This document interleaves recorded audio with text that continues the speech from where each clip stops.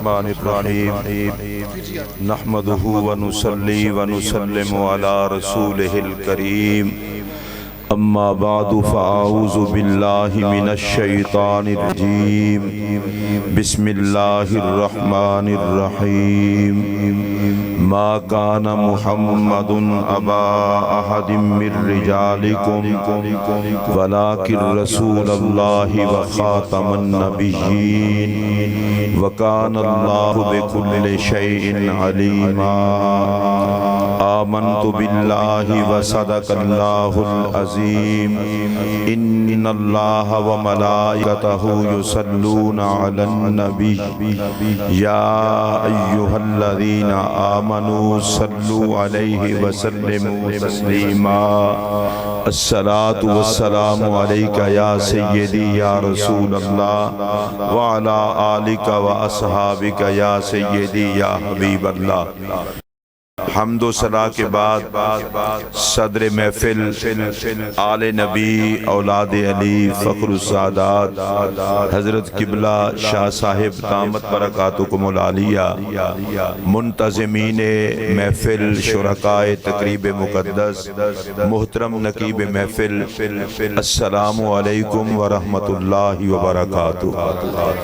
میں سب سے پہلے اس محفل پاک کا اہتمام کرنے والوں کو دعا دیتا ہوں اللہ تعالیٰ صدقہ نبی پاک کا ان کو وہ سب کچھ عطا کرے جو مصطفیٰ کریم کے نوکروں کو عطا کرتا ہے۔ پھر سٹیج سے لے کر آخر تک جتنے لوگ تشریف فرما ہیں میری ان کے لیے دعا ہے اللہ تعالیٰ صدقہ رسول رحمت کا ہم سب کے دونوں جہاں کو حسن کی دولت عطا کرے۔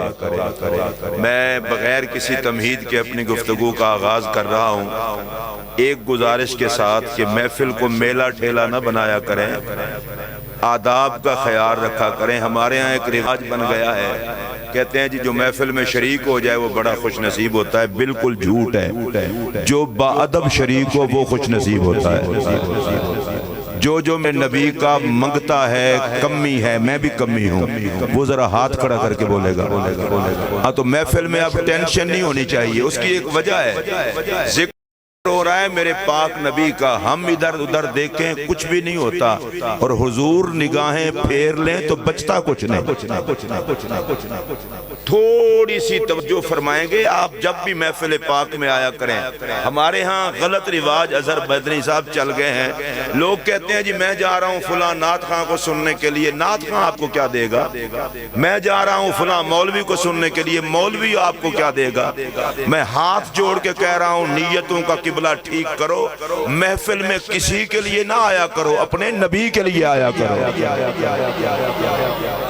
اور جو بندہ اپنے نبی کے لیے آتا ہے گھر سے قدم بعد میں نکلتا ہے، محمد کی نگاہ میں پہلے آ جاتا ہے۔ میں اپنے آپ سے شروع کر رہا ہوں، بھئی مولوی ہوں میں، مولوی ہو، خطیب ہو، نعت خواں ہو، زیادہ سے زیادہ آپ سے دنیا میں ہاتھ ملا لیں گے، زیادہ سے زیادہ آپ سے جان پہچان ہو جائے گی۔ او خدا کے بندے اس کے لیے آیا کر، جب قبر میں سارے چھوڑ کے آ جاتے ہیں تو قبر میں جلوہ دکھانے وہ آ جاتے ہیں۔ جن کو سمجھ آئیے وہ ضرور بولے گا، اور سٹیج والے بھی بولیں گے۔ پہلے تو آج ماشاءاللہ سٹیج اتنا اونچا ہے کہ چوتھے آسمان سے زمین والوں سے خطاب ہے، یہ بھی بڑا عجیب انداز ہے۔ سٹیج تھوڑا سا نیچے رکھا کریں، جیسے مجمع بالکل خطیب کے سامنے ہو، نعت خواں کے سامنے، سینے پر آئے یا منہ کے سامنے ہو تو پھر خطاب کا مزہ آتا ہے۔ پھر سنیے توجہ جو میں کہہ رہا ہوں، دیکھیے ہم کس بھئی یہ دال والے کو بٹھا دیں یا انتظامیہ اس کی ساری دال لے لیں۔ ادھر دیکھیں میری طرف، توجہ سے سنیے، ہم اس پاک نبی کے امتی ہیں جس جیسا لجپال خدا نے بنایا ہی نہیں۔ ذرا اور اونچی آواز سے کہیں گے سبحان اللہ۔ میں اللہ کی عزت کی قسم اٹھا کے کہنے لگا ہوں، اور آپ سنیں گے تو بڑا مزہ آ جائے گا، جو بھی قیامت تک مشکل مقام امتی کے لیے آئے گا ہر مقام پر میرا محمد جلوہ گر ہوگا۔ اور قرآن مجید نے رسول رحمت کی جو شان بیان فرمائی ہے، فرمایا وَمَا أَرْسَلْنَاكَ إِلَّا رَحْمَةً لِلْعَالَمِينَ، اے محبوب ہم نے آپ تمام جہانوں کے لیے رحمت بنا کر بھیجا ہے. تمام جہانوں کے لیے رب نے وہ جہان پیدا ہی نہیں کیا جس جہان کا مشکل کشا میرا نبی ہو. رب نے وہ جہان پیدا ہی نہیں کیا جس جہان کا حاجت روا میرا نبی نہ ہو. میں فرقہ واریت نہیں پھیلانا چاہتا لیکن آپ کو بتانا چاہتا ہوں اگر کوئی چاہتا ہے دنیا میں عزت سے رہے تو محمد عربی کی پناہ میں آ جائے. اگر کوئی چاہتا ہے قبر میں عزت ہو تو محمد عربی کی پناہ میں آ جائے. اگر کوئی چاہتا ہے پل صراط سے میں آسانی سے گزر جاؤں تو نبی کی پناہ میں آ جائے. اگر کوئی چاہتا ہے حشر کی دھوپ نہ لگے تو محمد عربی کی پناہ میں آ جائے. اگر کوئی چاہتا ہے میزان پہ نجات مل جائے تو محمد عربی کی پناہ میں آ جائے. اللہ کی عزت کی قسم رب کائنات نے سارے جہانوں کی عزتیں محمد کی پناہ میں رکھی ہے. اور سن لو یہ جملہ جو نبی سے کٹ جاتا ہے وہ برباد ہوتا ہے, جو نبی سے لگ جاتا ہے وہ آباد ہوتا ہے. میں آپ کو رسول رحمت صلی اللہ علیہ وسلم کی بارگاہ میں نذرانہ عقیدت پیش کرتے ہوئے آگے لے چاہتا ہوں. دیکھیے جس طرح اللہ کو ایک ماننا ضروری ہے, جو خدا کو ایک نہ مانے, وحدہ لا شریک نہ مانے, معبود نہ مانے, وہ مسلمان نہیں. اسی طرح جو بندہ میرے نبی کو آخری نبی نہ مانے اس کا بھی اسلام کے ساتھ کوئی تعلق.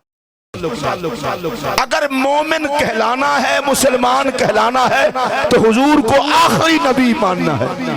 اور میں چونکہ وقت کے دامن میں اتنا وسعت نہیں, میں آخری نبی کا معنی بھی سادہ سے لفظوں میں بیان کرنے لگا ہوں.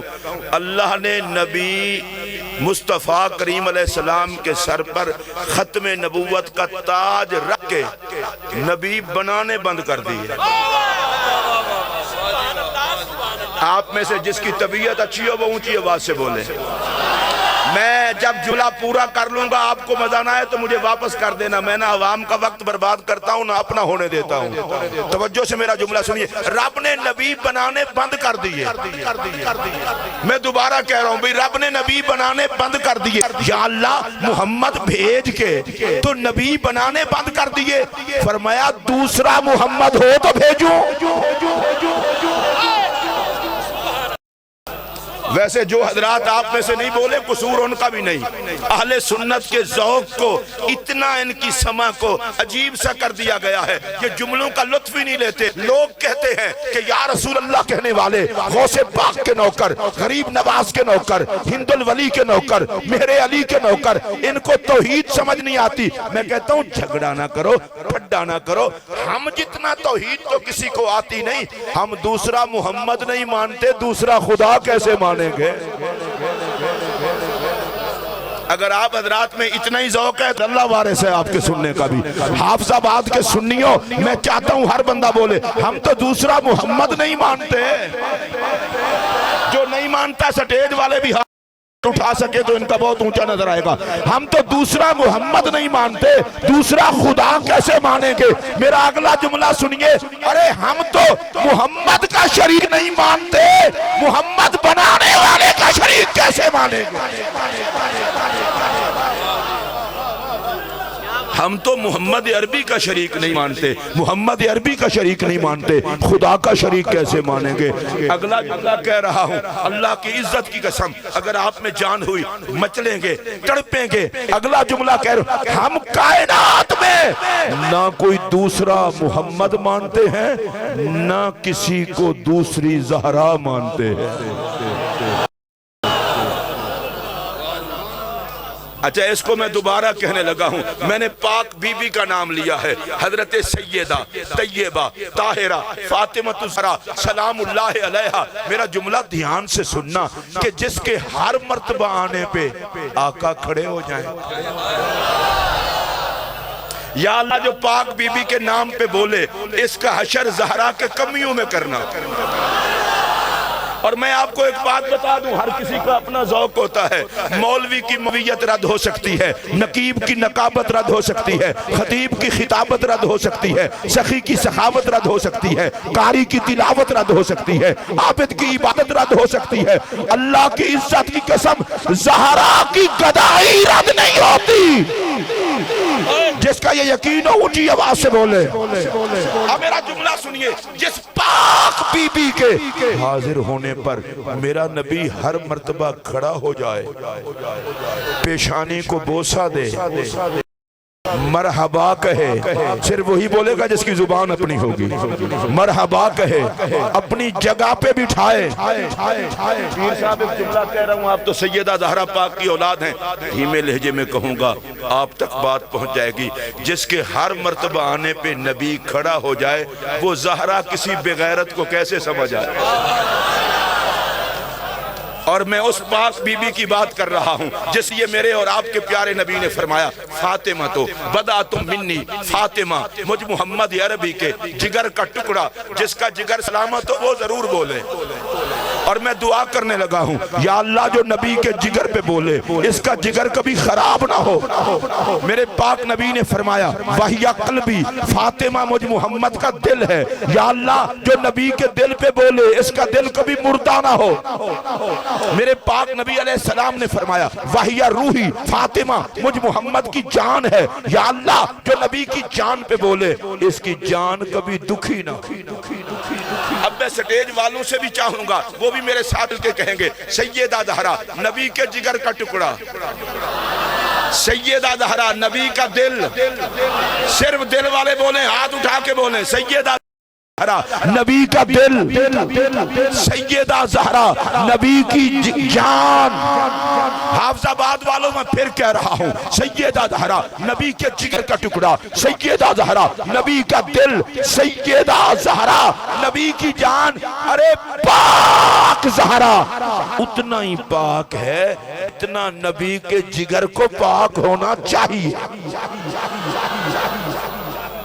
آپ سب نے سبحان اللہ کہی ہے. اچھا میں اب بات آ رہی ہے تو ایک اگلی بات بھی کہہ دوں, ہم زمانے میں دوسرا محمد نہیں مانتے, عورتوں میں دوسری زہرا نہیں مانتے, اور شہزادوں میں نہ دوسرا حسن مانتے ہیں نہ حسین مانتے. میں امام حسن پاک, امام حسین پاک کے حوالے سے صرف 2-3 جملے کہہ کے آگے بڑھ جاؤں. دیکھتا ہوں آپ میں سے کتنے لوگ ہیں جو سنتے ہیں. حضرت شیخ عبدالحق محدث دہلوی فرماتے ہیں, اللہ نے نبی کے وجود کے 2 حصے کیے, ایک حصے کو حسن بنا دیا, دوسرے کو حسین بنا دیا.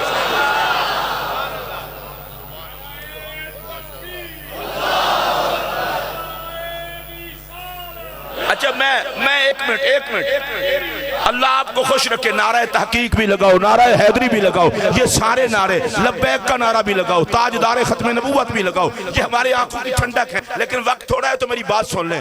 اللہ نے وجود محمد کے 2 حصے کیے, ایک کو حسن بنا دیا, دوسرے کو حسین بنا دیا. وجود محمد کے 2 حصے کیے. میں ہاتھ جوڑ کے شاہ صاحب کہہ رہا ہوں, اے حسنین کے ذکر کو فرقہ واریت کی نظر نہ کرو, حسن میں بھی محمد دیکھو, حسین میں بھی محمد دیکھو.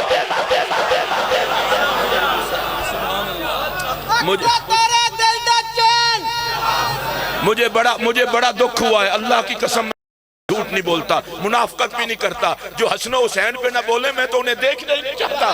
تمہیں سمجھ نہیں آئی؟ ارے جنہیں دیکھ کے مزاج محمد میں بہار آ جائے. پھر سنیے توجہ سے, اللہ نے نبی کے وجود کے 2 حصے کیے, ایک کو حسن بنا دیا, دوسرے کو حسین بنا دیا.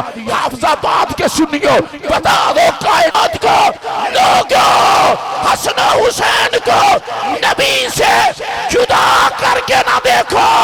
حسن میں بھی محمد ہے, حسین میں بھی محمد ہے. اکدی ٹھنڈک دل دا چین, اکدا تارا دل دا چین.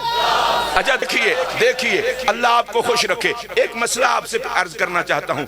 حضور علیہ السلام نے فرمایا, اکرموا اصحابی فإنہم خیارکم, میرے تمام صحابہ کی عزت کرو اس لیے کہ تم سب سے بہتر ہیں. صحابہ پوری امت میں بہتر کیوں ہیں؟ کہا اس لیے کہ جتنا صحابہ نبی کے عاشق تھے اتنا اور کوئی نہیں. بالکل صحابہ کے بارے میں کوئی نیچے نہ سر کرے. میں نوکر ہوں اہل سنت کا, کھلے لفظوں میں کہہ رہا ہوں. جو فوج پاکستان کی سرحد پہ پہرا دے اس کو سلام کرتے ہو, اور جنہوں نے محمد پہ پہرا دیا ہے وہ صحابہ کی فوج ہے. اور میرا اگلا جملہ سنیے، کلیجہ ٹھنڈا ہو تو بول کرنا، بالکل نہ بولنا۔ ارے جو بندہ گنبد خضرا کو باہر سے دیکھے اس کے گلے میں تو ہار ڈالتے ہو، اور جو صدیق محمد کے ساتھ لے گئے